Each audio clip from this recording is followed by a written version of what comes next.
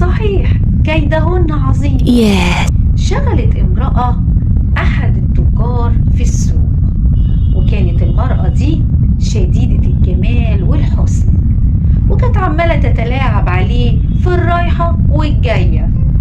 التاجر اتجنن واتهوس بجمالها، وجه في يوم من الأيام قال لها: مش هتحني عليا بقى ونتجوز؟ قالت له: ازاي اتجوزك وانا متجوزة؟ انا جوزي سافر بقاله 5 سنين مرجعش لغاية دلوقتي، معرفش عنه حاجة. وقال لها: ان شاء الله لا يرجعه.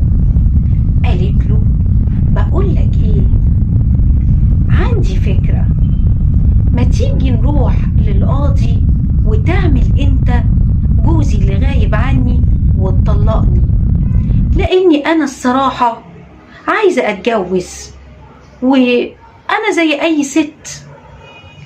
قال لها: تمام. الراجل عجبته الفكرة جدا، وقال لها: انا ان شاء الله هكون الزوج المنتظر. وفعلا راحوا للقاضي، فالمرأة قالت للقاضي: يا حضرة القاضي، ده زوجي وكان غايب عني 5 سنوات، وهو دلوقتي عاوز يطلقني. فالقاضي سأل التاجر وقال له: هل انت زوجها؟ قال له: نعم. قال له: تريد ان تطلقها؟ قال له: نعم. فسأل المرأة وقال لها: وهل انت تريد الطلاق منه؟ قالت له: نعم يا حضرة القاضي.